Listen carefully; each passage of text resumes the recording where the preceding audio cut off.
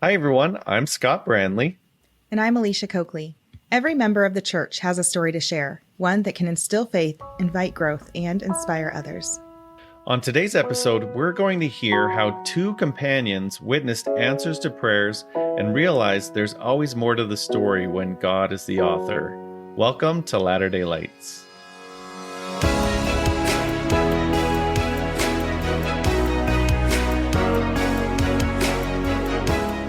Hey everyone, welcome back to another episode of Latter-day Lights. We're so glad you're here with us today, and we have a special treat. Two guests actually on the show, Brent Bowen and Marshall Butler, who we have ties to going back, like 5 years now? 5 years? 5.5 years now.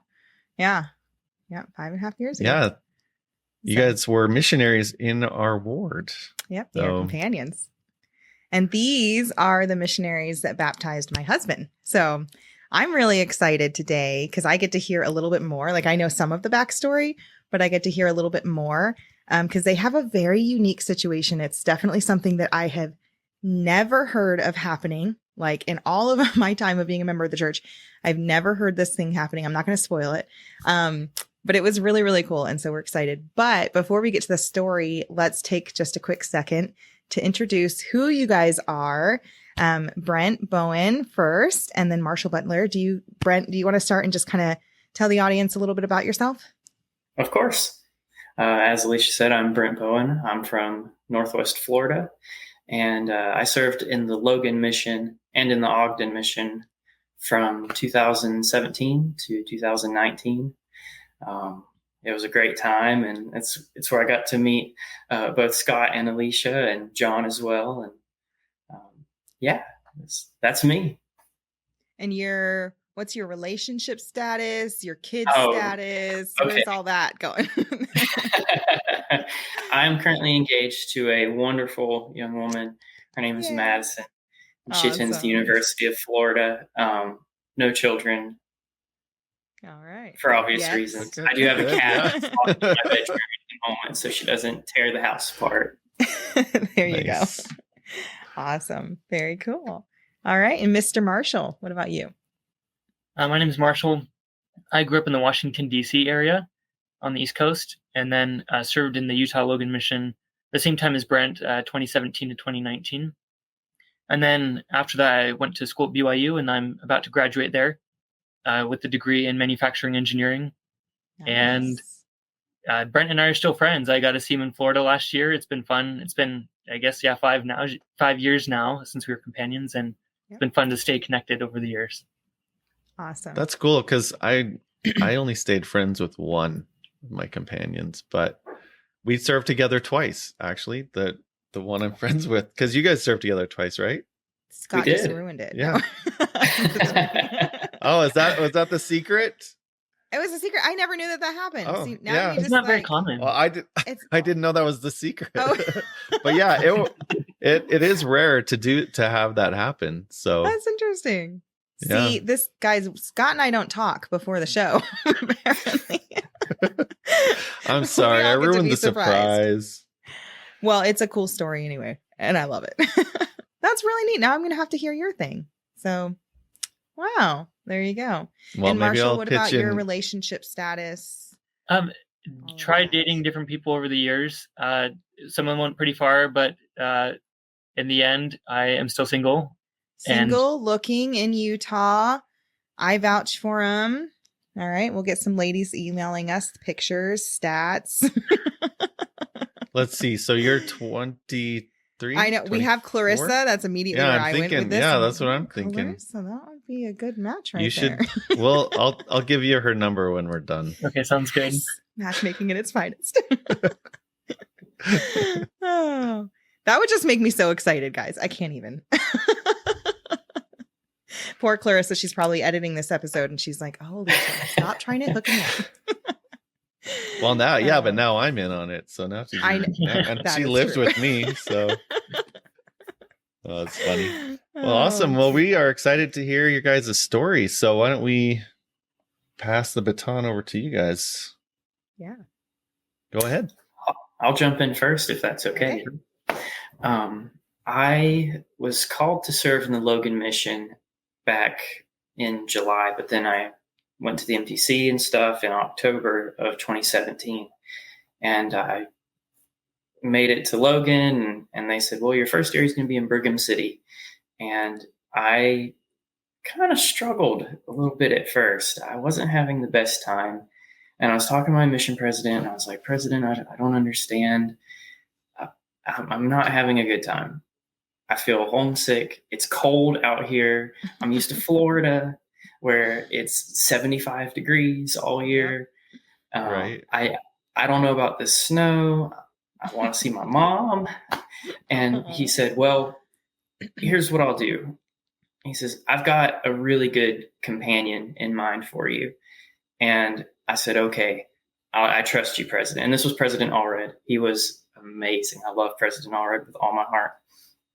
And so I got transferred to the Logan stake in, I think it was February of 2018. And I was just out of training, and Marshall was one transfer ahead of me. So we were both very young missionaries.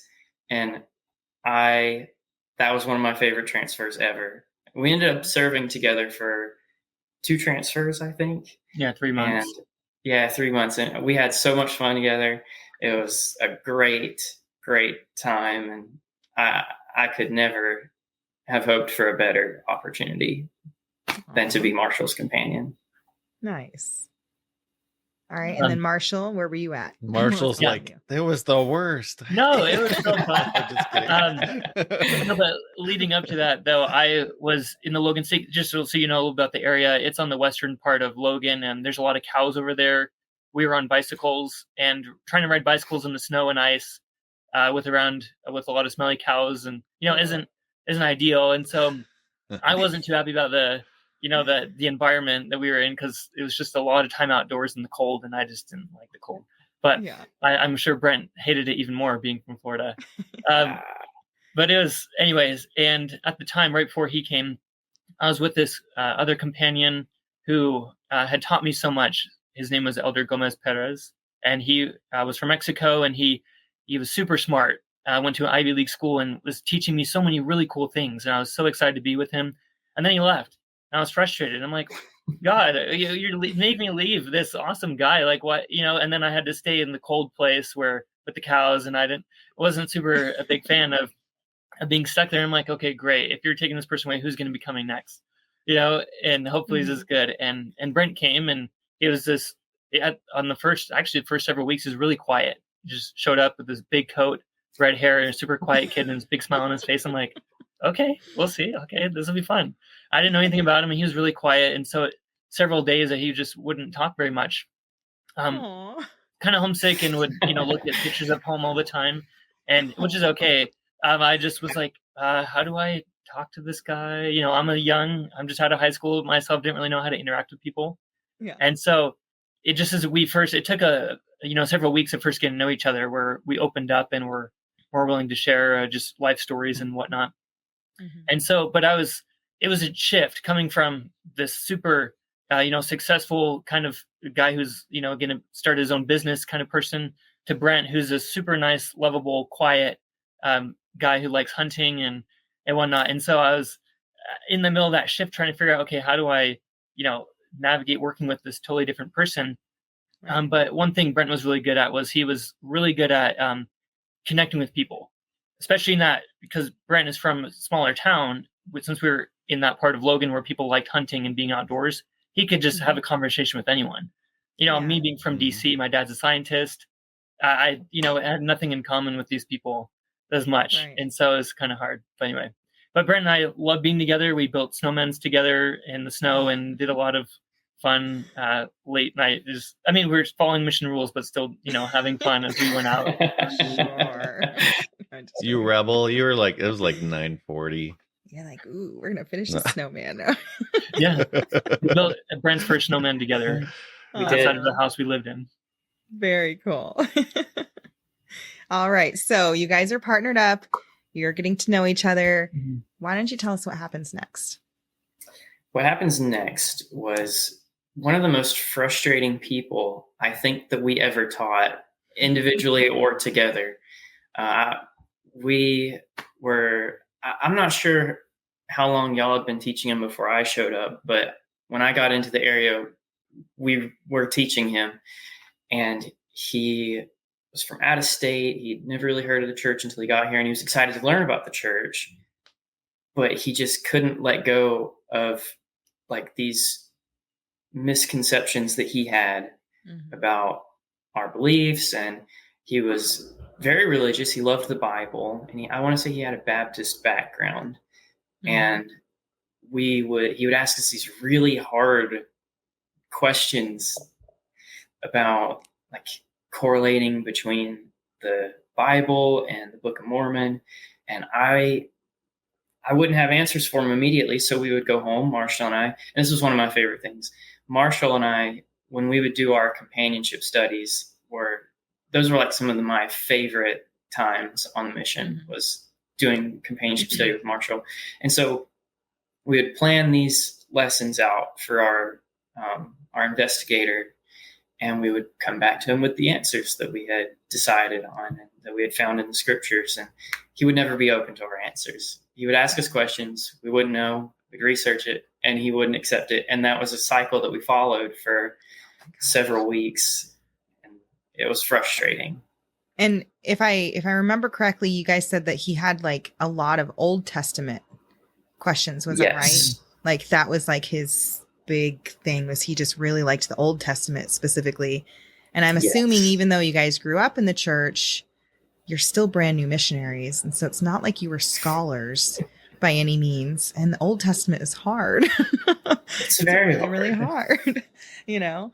So, all right. So you guys go back and forth and back and forth and back and forth. What happened with this guy? Well, there's a couple other things I want to add into, if that's okay. Yeah. There's some super key things that happened with this experience. One was, in addition to us being together with, teaching this guy, we also had an unofficial mentor, a gospel teacher at the, he is there's a guy who is an older gentleman who just loved hanging out with missionaries, and he had a big red truck, and he would drive us around, and we would call, we were on bikes, and if it was snowing outside, we'd call and say, hey, we need a ride. And he would say, your payment for the ride is you have to ask me a gospel question, or we have to have a gospel conversation, or you have to share scripture. If you don't have a scripture to share, you're not getting in the car. And so we would, have to have some, questions or scriptures or things to talk about. And anyway, and so little by little, we started bringing up these questions that the other gentleman that we were teaching had, and sharing them with him. And he would say, well, did you think about this? And we're like, oh, I've never even read that. And he reads the scriptures like crazy. His Bible is like way thick because he glues in all these extra little sticky notes and things. And so his Bible's twice as thick, and he studies all the time. We went to his house, and he has this huge room full of church books, and we would just study with him too.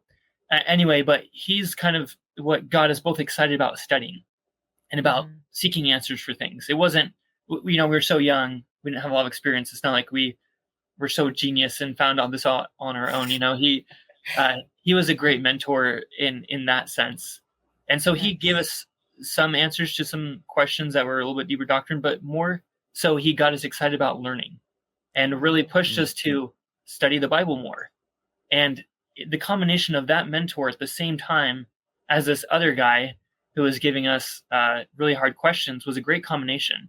And then we took the guidance from the mentor, the hard questions from the other guy, and then we sat in companionship study a lot of time, just reading, and our companionship studies went longer than maybe the mission president would have liked, but but they were great. They were spiritual, like inspiring conversations we were having, and I really miss those.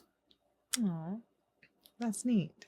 Unfortunately, after 2 transfers, 3 months, Marshall and I were transferred away from each other. I stayed in the area, and we had stopped teaching this gentleman before Marshall left, but Elder Butler left, and I stayed in the area for quite a while longer. But I eventually got transferred down to the Rock Cliff Stake, and I was there with Elder Baxter at the time, and I loved the new experience of Ogden. It was a fun place. It didn't smell like cows anymore. It was like an urban area. I was really digging it. It was a lot of fun. Yeah. You had a great the bishop. people are pretty cool there. Yeah, we had a really cool bishop. Very, very cool. And then that was in, was it? That was in August September, of October? 2018. Summertime, yeah, when he went down. Gotcha. I was still in Logan for a little bit longer. Right. Yeah. So after Brent left, I was still up in the Logan area. And after this one guy, the reason we keep talking about this one guy is because we spent hours and hours in each lesson. One of our lessons was like 4 or 5 hours long. Very unusual. Wow. We were new Holy missionaries, cow. so we didn't really, our eyes and concepts weren't on getting in there and teaching. We were like, we have to teach this man. So we would spend hours with him, and oh my goodness, it was crazy. And then for it to result in like nothing. Well, and it where like you didn't have the baptism, you didn't have the, you're like, what the heck, right? He was, there was a lot of contention there too, and he wanted us to come, but we realized later that he was more interested in trying to convince us that we were wrong, and that we needed to leave the church. Was kind of his agenda. We figured out towards the end, and he was just throwing in so many doubts, and I was like, you don't even have, his questions weren't even really questions by the end. They were more just trying to make us to look at the Bible from a different lens, from a more non-LDS perspective, which came helpful later. Right. But anyway, those questions that he kept asking, things about Joseph, the history of Joseph Smith, the history of, the way Jesus Christ, even questioning some of Jesus Christ's teachings, and just they resonated with me, made me think a lot. And around this time, I actually came across some other missionary, or I can't remember if it was a member, missionary or church member, and they said that they have this, the way that they do scripture studies, they have this this journal, and whenever they get a question that they don't know the answer to, they write the question down, and then they have eventually it's pages and pages of questions that they don't know the answers to about something about Christ or whatever, and then they go later and answer those by filling in. They read scriptures and find the answers to them. And I thought about that, and at this time, I had all those questions that the guy asked me I didn't know the answers to. I heard that idea. I thought it was a great idea. So I bought a new scripture study journal and started, adding in all these questions. And I started studying more and more. And then occasionally, actually, I would call Brent, who was down in Ogden, and say, hey, what are your thoughts on this? What this verse or something, because Brent just has a great way of looking at the scriptures and different insights that I would never get. And so anyway, we would, even though I was in Logan, he was in Ogden, we're not supposed to be in contact, we're not companions, right? I missed that. And so he would help me study a little bit. And then one night I get this call on transfer night that I'm going down to Ogden. And I'm like, okay, I was not expecting that because I was in the middle of a big project thing I was doing in Logan, and is all of a sudden switch.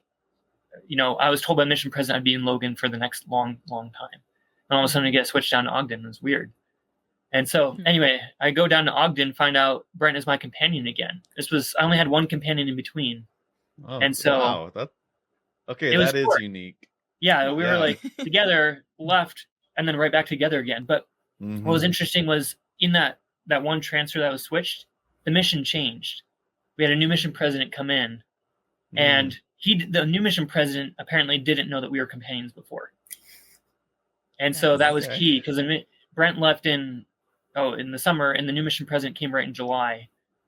Anyway, so that was also significant, because perhaps if we had the same mission president, maybe we wouldn't have had that second opportunity together. But I get down to Ogden and tell the mission president, did you know that we were companions before? And he said, what? I didn't know that. He didn't know anything about either one of us. He's so brand new. Wow. He'd only been there, barely like a month at that point. That's really cool. I didn't know that at all. So, okay. And then in timing wise, how long were you guys companions before? I don't even remember. I think I gave Jon your number is what had happened. Did he reach out to you guys? I think he did, right? He did. I think we were talking to Brother Miller, who lived just right around the corner from y'all. Yeah, Bob. I forgot that was his good name.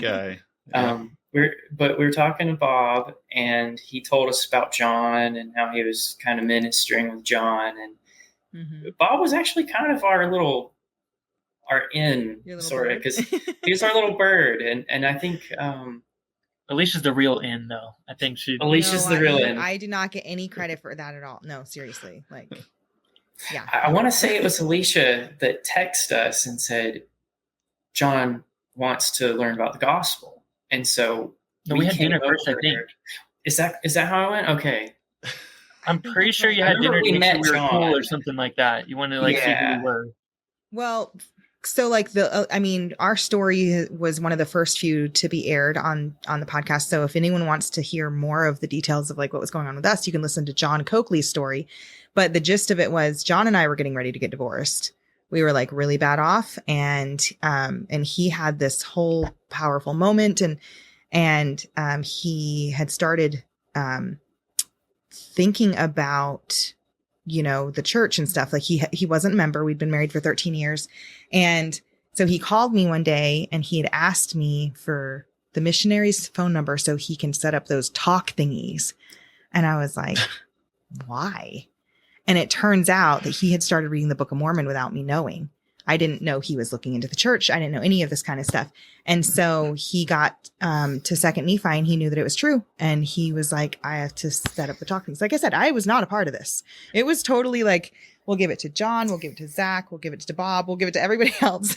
Not me. I was not one of them. But I was nervous because at first when he asked for the numbers, I thought that he was like going to yell at you guys for something. I don't know. He was just mean. He was just kind of an ogre a lot of the times. And so I really worried, and I was like, you're not going to pick on those poor young men.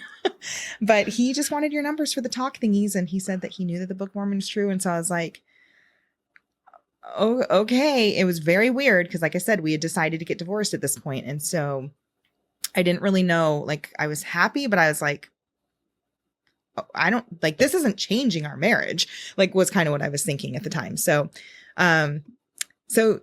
Bob had come over. This is actually really cool. Bob had come over before Jon met with you guys, and he gave Jon a blessing. Like they had a good relationship and they were talking. Gave Jon a blessing, and in his blessing, he said some very specific things that only Jon knew. Like Jon hadn't even told me about. And Jon's not a crier, but he was crying during that blessing. I was crying. Bob was crying. It was really, really powerful. So I do think, just like all the pieces were just like coming together, and I had no idea what they were all doing. So all of that helped. I think him feeling the spirit and having that blessing from Bob gave him like the confidence to move forward and to talk to you guys. So he invites you guys over, you come over. And I remember looking at you guys. Jon was like almost 300 pounds. He's like 6'2". He's like big burly mustache, and here's these clean cut 19-year-old boys that, like he's just so big. Like he's just a big guy. And it was so funny to see the three of you guys sitting on the couches together. You guys had your shoes off, I remember, and you'd be all cozy, like in the corner of the couches with the pillows and the cats. And you guys had like, it was an instant connection. Like Jon loved you guys instantly. You guys were nerd talking it up, and you were talking about hunting. And it was like the two pieces of Jon were separated and they were put into you guys. And it was so funny that I didn't even want to disturb that. So I wouldn't even join in on your conversations. I would just kind of like stay back in the kitchen. I did eavesdrop because I wanted to know, but, but it was amazing. You guys, from that first conversation, do you guys remember what that was like? Why don't you guys tell us? It was at first, like you said, it was kind of, he's a bigger guy, different. We didn't know anything about him. I was kind of nervous to even meet. I just remember, we had dinner with you, and then he dropped us off at our house in his truck. And I was scared. We didn't talk about the gospel at all. Right before we get out of the car, he mentioned something about the Book of Mormon. And I was like, okay, well, what do we say here? And then Brent was good and started the conversation. And he invited us back. But when we came, one of the things I really liked about Jon is he could connect with both of us. Like you mentioned, like it seemed like he talked to Brent about some things. But for me, he mentioned some nerdy science, astronomy things that I loved. Mm-hmm. About we were talking about the creation. I remember specifically talking about the creation of the world, in the beginning of Genesis. Mm-hmm. And we were both able, he pulled out his Bible, we pulled out our Bibles that we had just recently started studying because of the other guy. And we're able to just start having conversations about Bible stories that were still new to us, but we had started becoming more familiar with the Bible, and it was all really exciting. And anyway, Jon was a super friendly guy, and I feel like it was easy to have conversations, just questions. He had a question, and we're like, wait a second, we've heard that question before together, like a few months ago, and it was almost the exact same question. And we're like, wait a second, we actually know the answer to this. You know, we just read these verses in companionship study, you know, because of the other guy that we taught. And so it was cool that it was like literally lining up exactly the same kind of questions he had with the ones that we had been prepared for. There was like no specific, we weren't like nervous, we weren't like scared. We had the confidence, and the Spirit was there helping, which is a huge help. Yeah. So how was that, Brent, for you? Like that first meeting? I remember first meeting Jon, and I want to say it was at dinner, and it was around Halloween time because y'all's house was all decorated. And like Marshall said, he drove us back to our house, and then he just tells us, I've been reading the Book of Mormon. And I was like, okay, this is it. This is go time. And I was a little nervous. I was like, at the time, I didn't think about our previous person that we had taught because I didn't know anything about Jon yet. But I was, so we set up the next appointment, come over, and then as we're starting to talk to Jon, I'm like, oh, he has similar questions to that guy that we met. And then Marshall and I talked about that independently after the first real sit down discussion. And we were like, this is it. We know the answers to these questions. But I was nervous. I was like, I hope that Jon isn't going to be combative like our former investigator. But Jon was open. He had the Spirit with him. So whenever we would discuss these truths of the gospel, he was open to hearing about it and understanding it and learning the fullness of the gospel. And I think we felt that for sure. And that was evident very early on in our discussions. Yeah, there was almost like a switch that happened in Jon when, because I talked to Jon several times before you guys came along, trying to get some type of a spark, because obviously I'm the bishop. So I knew what was going on in the background with their relationship to some degree. Right. And I didn't want that to happen. So, and I really liked Jon as a person, but he was always just kind of closed off. Like he wouldn't open up to me. And then as soon as he started taking the discussions, it almost switched, and he was so excited. Like it's rare when you find somebody that's that excited about the gospel, especially when they've been around it for 13 years. Because Alicia went to church that whole time. Like his kids grew up in the church, right? And we had missionaries over all the time. Yeah. And, I mean, Jon would even go to church and do some activities and stuff, and he would help decorate for Christmas parties and whatever, even not being a member. But he never ever, it was almost everybody knew, you just don't talk about the gospel with Jon. Like you can talk about Bible stuff with him, that's it, and just let him lead the conversation. But he would just shut you down instantly if it was anything gospel related, according to our church. I actually remember Sarah Drawn. Let's see, when is this? No, I'm thinking of two different stories. Never mind. Well, anyway, I was going to say one of the people that I knew, she was in one ward with Jon, and then she came to another ward with Jon, and she said that she thought that I had a different husband because there was such a difference in him. She was just like, wait, that's the same person, because he was just so different. So I was super surprised. I was sitting there listening, and I kept waiting for something, but waiting for the other shoe to drop. You know what I mean? Because I was like, that's not him. That's not him. That's not how he acts. That's not how he talks. Why is he laughing with these guys? Why? I was so critical of it because I'd never, ever seen that with him. And because we weren't working on rebuilding our relationship, we were working on ending it. So it was very, very, It was very confusing. And then the speed, right? Like, how many discussions was it with you guys? Oh, I know it was more than normal because we lived in a house with our zone leaders, and we would get home at night. John would drop us off, and they recognized his truck, and they'd be like, "So, is he on a date yet? Are you ready to baptize him?" And we'd be like, "Just give us a little bit of time. We're working on it. Just let us handle it." And they'd be like, "Okay, well, next time you try to put him on a date for baptism." And we'd be like, just give us a second. Yeah, it was funny because you guys didn't ask or anything No, like that. You would just, you guys had these amazing conversations, and I was just like, what is going, is there a process? Like, am I missing out on something? But it felt to me really quick almost, because you guys came over, what was it, like almost every other day or something, wasn't it? It was so. We were coming 2 or 3 times a week for a little bit there, I want to say. Yeah. In the very beginning, it was like, I felt like you guys were always at the house, and I was like, what the heck? He invited him over again.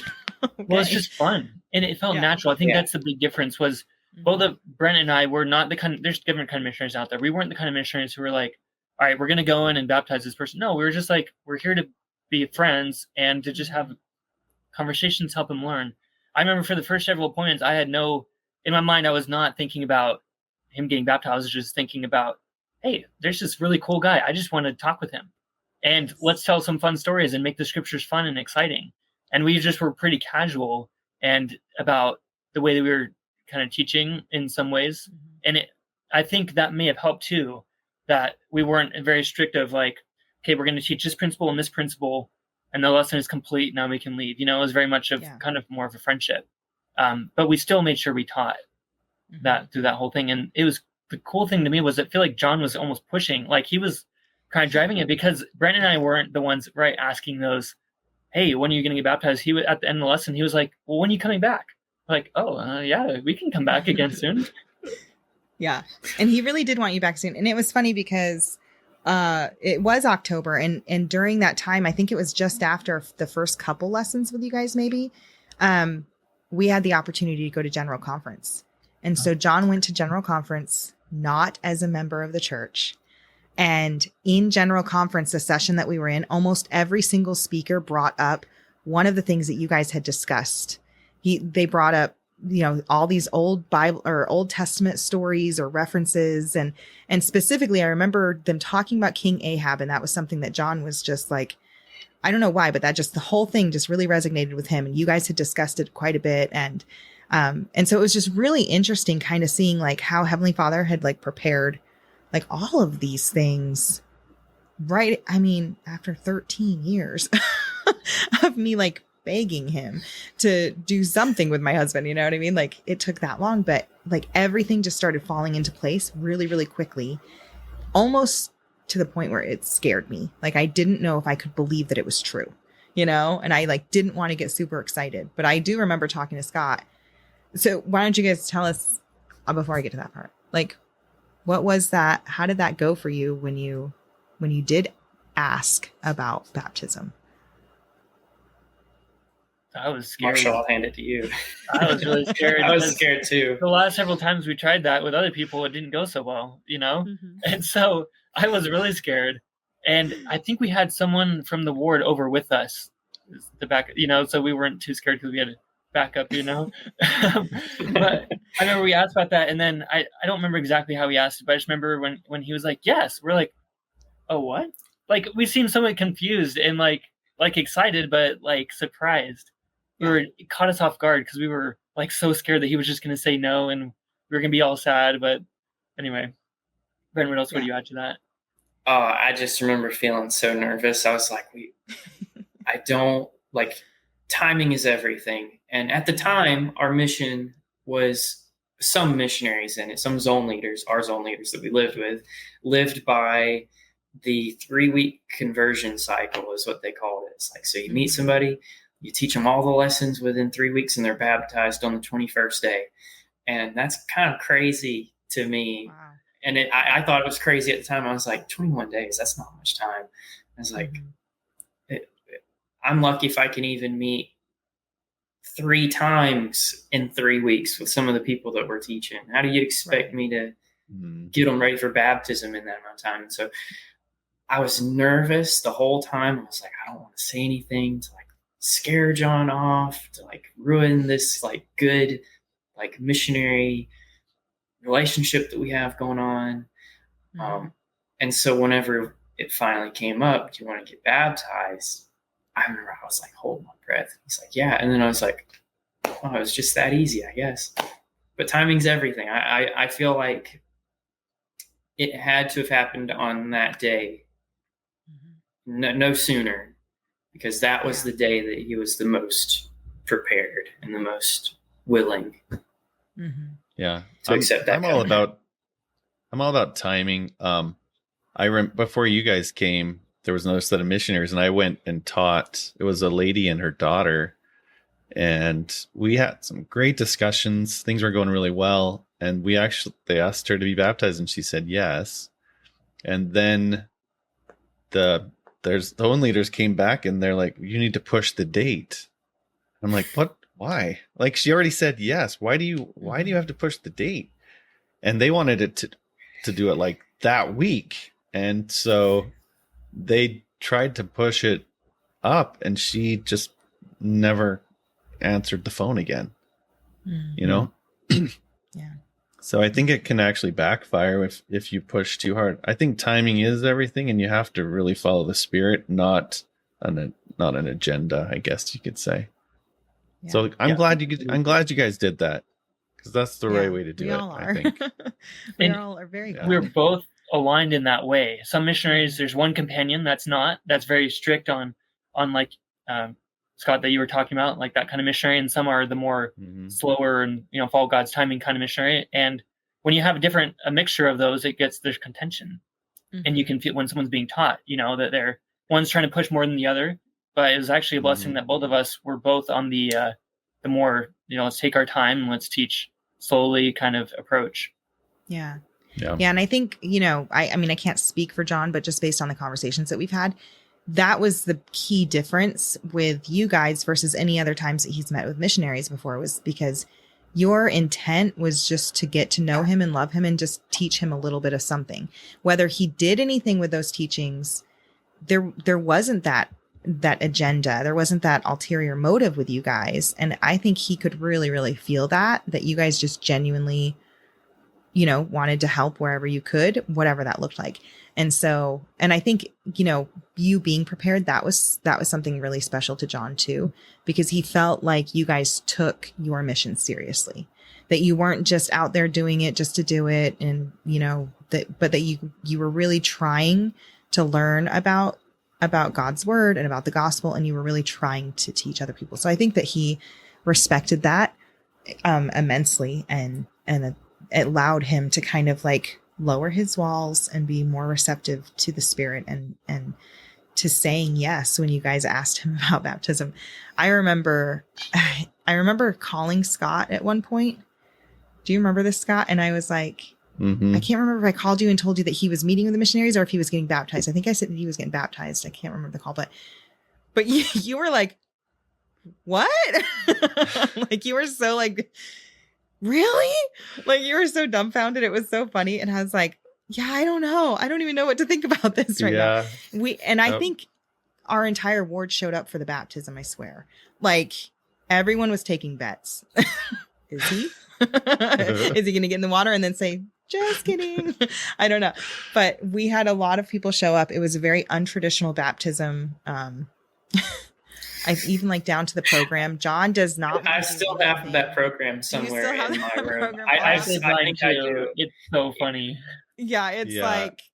I didn't see it until I got to the baptism. I'm like, okay, I guess we're rolling with this. But I think we tried. I think they didn't want anyone else to see it because it wouldn't have gotten approved. And that was all Jon. Yeah, that was. He's like, I'm not doing one of those stuffy things. He's so like he's going to do his own thing, and so he wanted his own program, and he wanted it to be what it was, and I remember he really wanted to like hear everybody's testimonies and stuff. Like that was something he's like, no, he's like, I don't want like the music and all the stuff in the middle, like. Because he hates our church's music. Like he just does. He's like, it's so boring and old.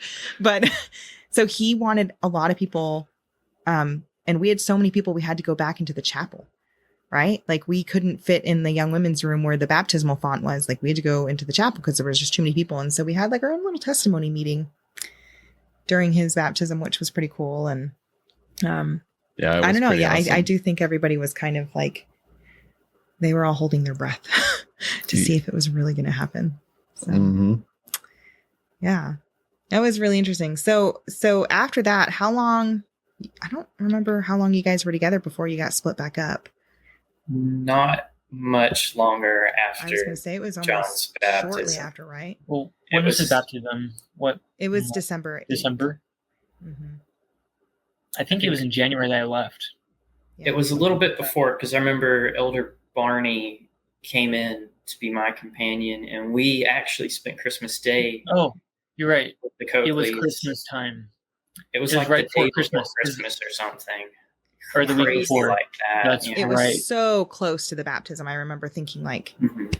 that went really fast, really, really fast. Mhm. So to me, it almost felt like that was the goal. Like that was the main reason. And I know that you guys helped other people out too, but I do feel from my own selfish viewpoint that was like the main mission part that you guys were called to put back, to be put back together for was for Jon. And, yeah, so I don't know how did the rest of and then I guess you guys had just been released. So a year later, when our family went and got sealed in the temple, you guys were recently home from your missions by, was it a few months maybe? I went home in October of 2019, and I was working at UPS, and I was making pretty good money because I was spending like all day, every day there. And so I was like, I don't know if I'll be able to get off. But then like 2 days before the sealing, I was like, I'm going. And so I called my supervisor. I said, I'm not going to be there on the 26th. I'm going to be in Utah. And so I bought a plane ticket like the day before Christmas, and I flew out on the 26th. And which was so cool awesome. For me, because like who gets to have the missionary that baptized them at their sealing? Like it's just such a unique thing. And I know for Jon, it meant so much to him, especially like that you were still his missionary. Like I even call him like, you're Jon's missionaries, And so I think it just meant so much for him, like to still have you guys, and you guys still talk. Like I know one of you guys. Oh, that's right. I sent Jon a book. You sent him a book? Yeah, I bought him a book, church book, because it was just really cool. And the priesthood book, what was it called? Yeah. It's called Melchizedek Priesthood, Elder Renlund. Right. So, and he told you about this really cool story that happened with that. Do you guys? Yeah, he did tell me about that. Yeah. So Jon and I, and this is where the whole God being the author thing, like the story just keeps going. Right. So, we were driving home from Dallas, we moved to Texas, right? And we were driving from Dallas back to Lubbock. It's like a 5.5 hour drive, and we're getting hungry. There's not a lot of towns in between the two places. It's like a lot of flat nothingness. So we stop in this one little podunk town. It has 2 restaurants. It has a Dairy Queen and it has a bar. And so we stop in the Dairy Queen and we order our food, and we turn around and we see 2 sister missionaries sitting in a booth. Again, this is in the middle of nowhere in Texas, right? It's not like Utah. And they're speaking with this younger guy, and we're like, we're going to introduce ourselves and say hi. And so Jon goes over to the guy and he says, I was basically where you were not too long ago. Like I recently became a member of the church a few years back. And the guy had a lot of questions about the priesthood. And he was preparing himself to get the Melchizedek priesthood, and he was really nervous. And of course, it's sister missionaries, so they don't have like an experience they can give them. It's it's just like hearsay. And Jon happened to have that book in his backpack that he had taken with him on the flight, that he was reading on the flight back to Dallas from Alaska. And he felt really inspired to give the book to this guy. And so he gave him his number, he gave him the book. And it was really cool because it's like, the story just keeps going on and on and on, So you guys, your mission is not over. You're still being missionaries to my husband, and I appreciate it. Well, I think it's important to mention the timing on that too, because that was just this summer. So that was almost 5 years after we left, after he got Yeah. baptized, or 4.5 years after he got baptized, you know? Yeah. So it's not like it was just a couple months later, we were just still messaging, but it's like, it's been years, and it's kind of cool. Yeah. Yeah, exactly. So That's awesome. it is. Well, do you guys have any last thoughts about this experience that you'd like to share with us before we kind of wrap things up? If my mission was for nothing else but to meet the Coakley family and to be involved in Jon's conversion, even if it was just a little bit, then it was 100% worth it. It's the crowning moment of my service as a missionary. I would not trade that experience for the world. And I can say, you know, we've shared this before too on Jon's story, but I can say, because it was exactly a month to the day after Jon's baptism that my brother died, me having a husband who was so spiritually in tune, who was freshly baptized, who was so on fire for the gospel, there were so many moments during my brother's his funeral and beforehand and preparing him and the grief that happened afterwards, where I don't know if I would have been able to survive without having a husband who is spiritually strong. And so it was like one of those extra gifts that I never would have even in a million years have thought. Like, I never would have thought that, you know, my brother would have died. Never would have thought it would have happened to a month after my husband got baptized. I never would have thought my husband would get baptized. I never really even thought my husband was going to still be my husband at that point. And so just seeing how Heavenly Father he put all the players in the exact spot, knowing what was coming up and knowing, you know, like where we all needed to be spiritually. I just think that it's like, I can't ever tell you thank you enough, you know, for both of you guys, for taking your mission seriously and for taking the gospel seriously and for like doing the work needed in order to put yourselves in positions where you could make a difference. And I love that you guys are continuing to make a difference. Yeah. Marshall, any thoughts?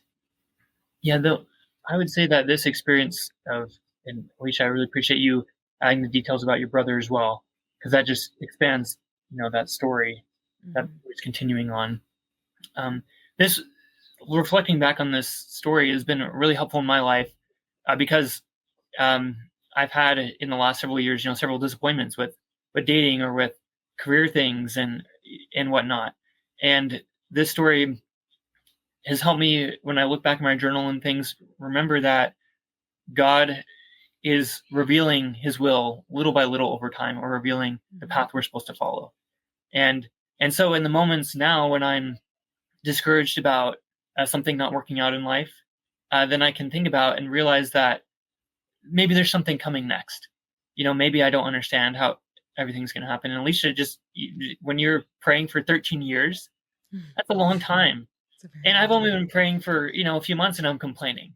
And so I think you know, just your example to me is I can be a little more patient. I can be, and maybe the blessings I've been waiting for, hoping for, will come in years down the road. And that's okay. Oh, I love that. Yeah, they definitely will.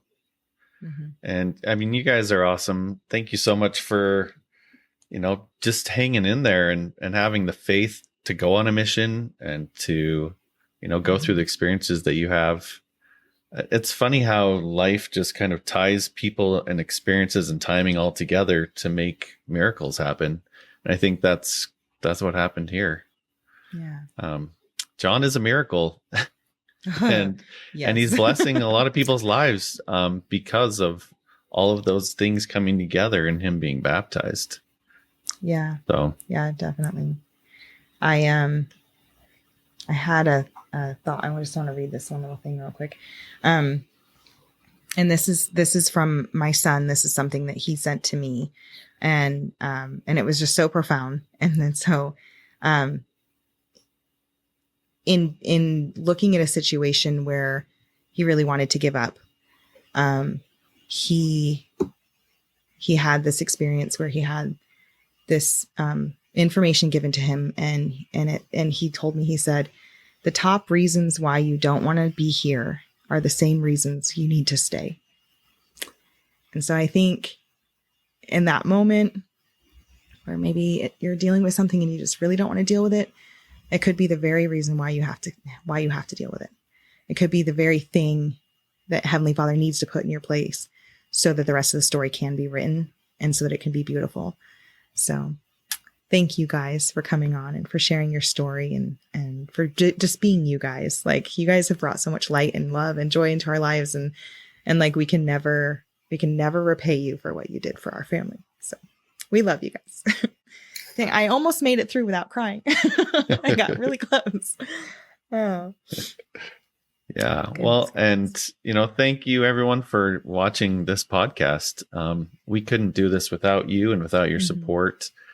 I had a lady come to talk to me today in my ward, and she got teary-eyed, thanking us, and you don't know this, Alicia, but thanking us for doing this podcast. And it was humbling to hear her, and to see the gratitude that she has for these stories that we share. So thank you for being here, and thank you for, being part of this experience with us. Yeah. If any of you out there listening have a story that you'd like to share, this is the place. Go to latterdaylights.com and tell us your story, and let's have you on the show. Yeah, absolutely. And not just because I'm biased and I love this story and it's one of my favorites, but it has a lot of really good nuggets, and I think a lot of really good lessons and testimony builders in it. So do your 5-second missionary work. Make sure that you click that share button, that you get Brent and Marshall's story out there to the rest of the world, and comment. Please let us know what your favorite part is, or let us know, if you have some experiences similar to them, or some thoughts that arose during the story, or questions. Apparently they really like to study, and now they are allowed to study together, even though they're on different time zones. You guys can ask them a question. We'll send them to the books. But honestly, we really do appreciate everybody. Brent, Marshall, thank you guys so much for being you and for sharing your story today. And until next week, we hope everybody has a wonderful, wonderful week, and that you keep the Spirit with you. All right. Okay. Until then. See you then. Bye. See ya. See ya. Bye.